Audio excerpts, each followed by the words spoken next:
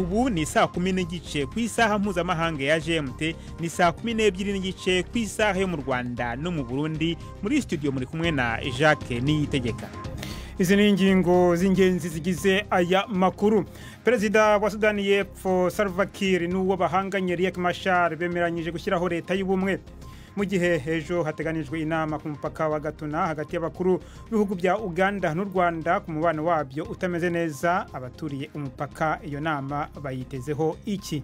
Nabasaba umutekano mwinshi cyane kugira ngo bakingure imipaka duhuze tubane neza mu mahoro, bigasubira nkuko byari bimeze. Ubwo nangera ntakikanagira ahasiga amahoro gakaba byaramavuta. Igipolisi muri Lesotho kiravuga ko Minisitiri w'Intebe Thomas Tabane hagiye gushinjwa icyaha cyo kwica wahoze hari umugore we. Tubafitiye n'ikinamico urunana muri mwese ikaze muri amakuru yo kuwa kabiri itariki ya 20 z'ukwezi kwa kabiri.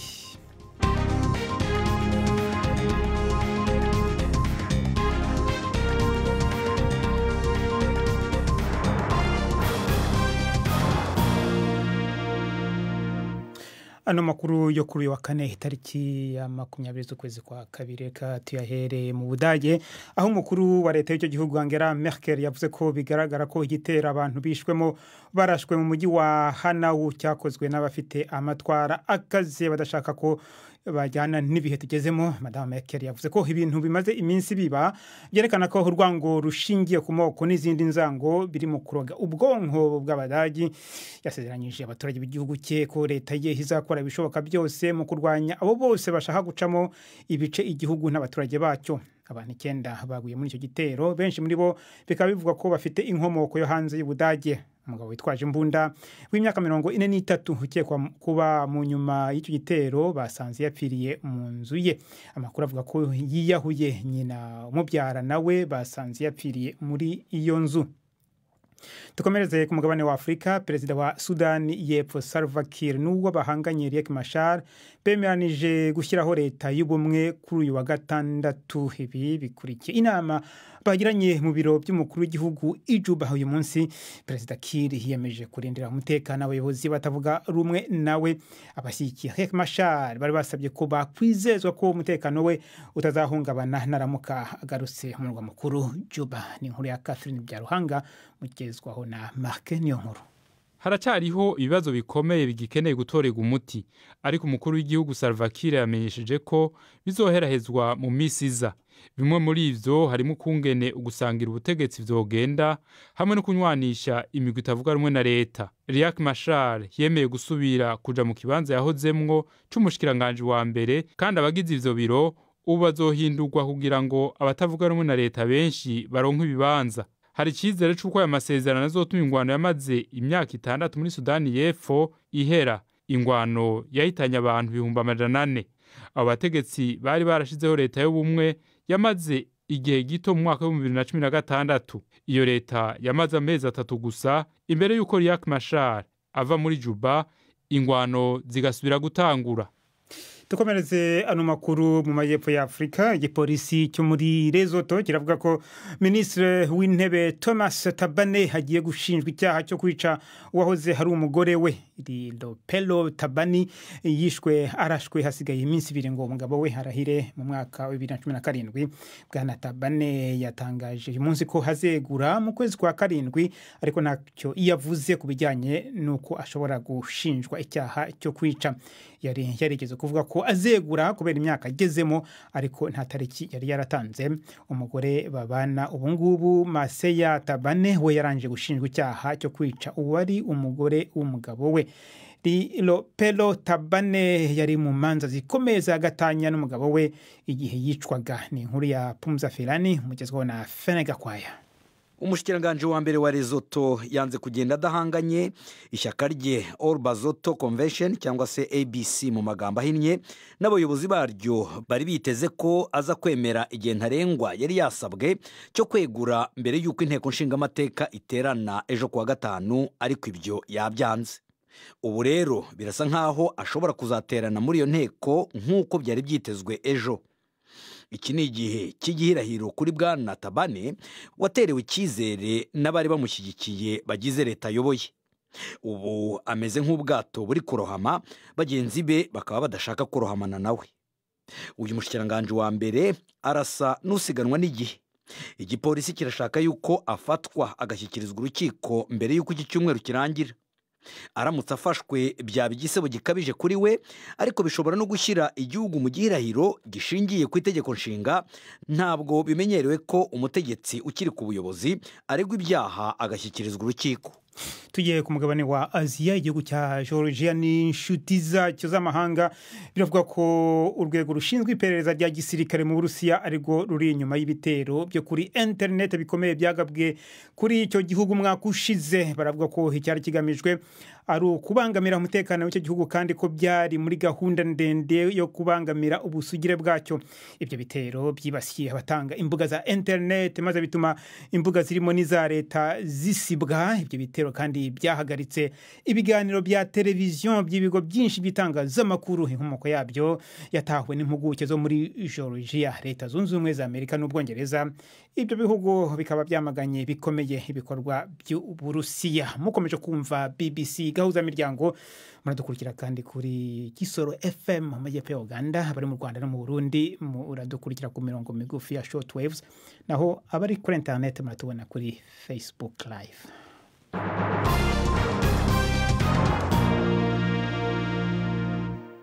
Ku mugabane w'Uburayi, abakuru b'ibihugu by'umuryango w'ubumwe bw'Uburayi bari mu nama i Buruseli mu Bubiligi yo kuganira kuri ku ngengo y'imari y'uwo muryango mu myaka 7 iri imbere kuva muri 2021 kugera muri 2027. Ni inama ya mbere yo kuri urwego ibaye igihugu cy'Ubwongereza kitarimo kandi kiri mu bihugu bikomeye byatangaga umusanzu utubutse ku ngingo y'imari y'uwo muryango.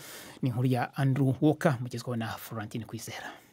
Uko imyaka 7 ishize, ubumwe bwa Buraya buratunganya integuro y'amafaranga budashobora kurenza mu gukoresha mu kindi kiringo c'imyaka 7 n'ibisata ayo mafaranga azokoreshwamwo. Byama bibamwe impari rero aho ibihugu biterera menshi gusumba ibindi usanga bihitamwo kwigumya. Ariko ibyungukira mu ikoreshwa ry'ayo mafaranga nk'ivyo mu bice bya Buraya y'ubuseruko byo biba bishaka yuko hakoreshwa menshi. Ubuho rero hari n'ibindi bibazo byongeyemwo. Amafaranga yahora atangwa n'Ubwongereza ntakibonetse kuko buheruka kuva muri uwo muryango. Hari n'umugambi wo kongera amafaranga yarasanzwe akoresha kubera ibibazo by'ihindagurika ry'ibihe, umutekano n'ibindi.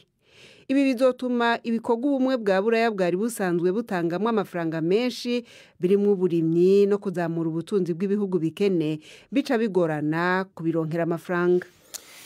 Mu burasirazuba bwo hagati, Minisitiri w'intebe wa Israel Benjamin Netanyahu yatangaje gahunda zo kubaka amazu mashya habarirwa mu bihumbi yo gutuzamo abanya-Israel mu duce tubiri two muri Yerusalemu y'Iburasirazuba tugaruriwe na Israel mu gikorwa kitigeze cyemerwa n'amahanga.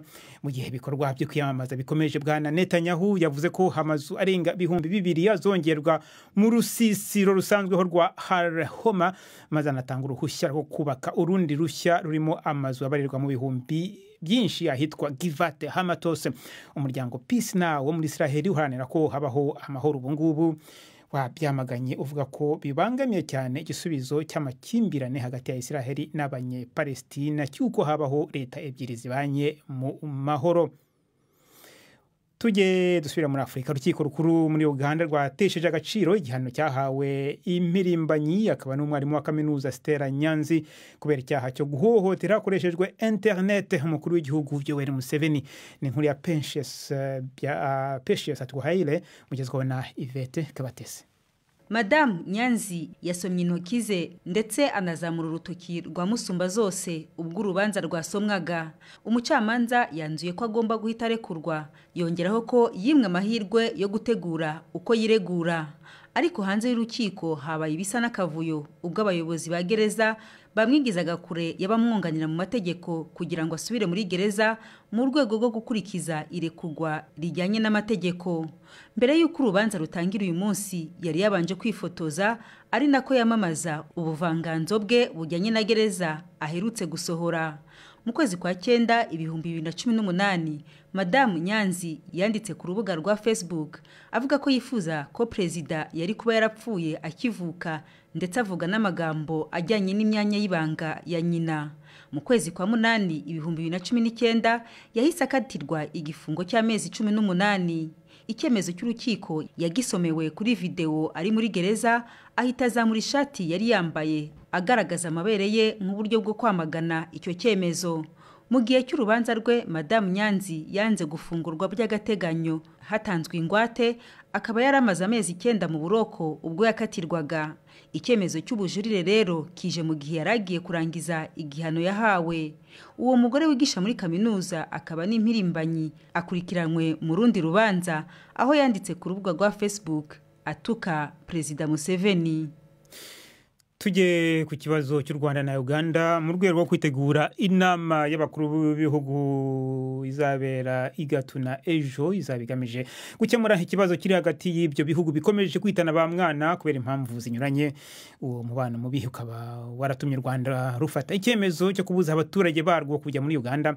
Uyu munsi turabagezaho ikiganiro cya gatatu kirebana n'ubuzima bwo ku mupaka w'ibyo bihugu ku ruhande rw'u Rwanda. Mugenzi wanjye Hive Bucyana yavuganye n'abaturage baturiye umupaka wa Cyanika bamubwira icyo biteze kuri iyo nama y'ejo. Mu gihe rero hasigaye amasaha make ngo Perezida Kagame na Yoweri Museveni bahure, bamwe mu baturiye umupaka wa Cyanika babwiye BBC icyo bisabira aba bakuru b'ibihugu. Nabasaba umutekano mwinshi cyane kugira ngo bakingure imipaka duhuze tubane neza mu mahoro, bigasubira nk'uko byari bimeze. Ubwo ntangira ntakikanagira asiga amahoro gakaba byaramavuta. Ni ukuvuga ngo baramutse bafunga imipaka, bamwe twe tumaze tutabonana byadufasha gukora iki. Turabakumbuye cyane, baramutse bafunga imipaka byadufasha rwose. Batukinguriye imipaka twarahahiranaga, nahahiraga Buganda pe ndabesha, nagera Buganda nakora iminsi 3 ngakora 15 by'amanyarwanda, nkabona mbonye 5 ku munsi, ariko buno ndangije umwaka n'igice ndasubirayo. Turi kubona rwose amakuru gasa naga ari kugenda neza. Ari perezida wacu n'uwa Uganda barabyuzuza. Ikintu nk'ikizere dufiteho kuko turabona ku mupaka nta kibazo twebwe twari dufiteho. Ndabasaba ko ibibazo babikemura bikarangira, noneho tukagenderana nk'uko twari dusanzwe nk'abanyarwanda n'abagande. Hagati aho u Rwanda ejo narwo rwatangaje ko rwarekuye abagande 20 bari bafungiye mu Rwanda, barimo 3 barangije ibihano byabo. Ni nyuma yuko Uganda nayo kuwa kabiri irekuye abandi banyarwanda 13 basanga 9 bari barekuwe mu kwezi kwa mbere uyu mwaka. Minisiteri y'Ububanyi n'Amahanga y'u Rwanda yahise itangaza ko yishimiye ukurekurwa kw'abo banyarwanda, kandi ko yizeye ko ibi bikorwa bya guverinoma ya Uganda bizatanga umusanzu mu guhagarika ubufasha bwose ngo Uganda igenera imitwe irwanya leta y'u Rwanda no gukurikirana abayobozi bayo ndetse n'ababafasha mu buyobozi bw'iki gihugu. Mu itangazo rya Minisiteri y'Ububanyi n'Amahanga y'u Rwanda, u Rwanda rwibukije Uganda ko hakiri ibibazo byihutirwa impande zombi zemeranyijweho mu nama iheruka kubera i Kigali. Bimwe muri byo ngo harimo gukurikirana ibikorwa n'ikusanywa ry'inkunga ihabwa imitwe irwanya leta y'u Rwanda ngo bikorwa n'abari mu mutwe wa RNC binyuze mu muryango utari wa leta Self Worth Initiative. Hakaba no gukurikirana ingendo zikorwa na Charlotte Mukankusi, umwe mu bayobozi ba RNC ushinzwe ububanyi n'amahanga, ngo ukoresha uruhushya rw'inzira yahawe na leta ya Uganda.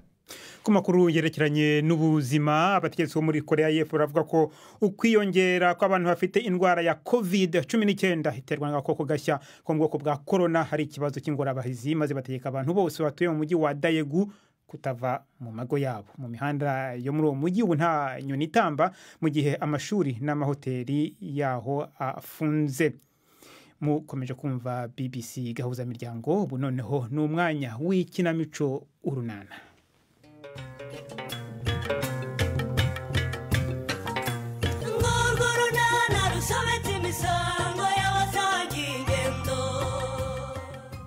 Ushambe na Kankwanzi mu mpaka z'urudaca.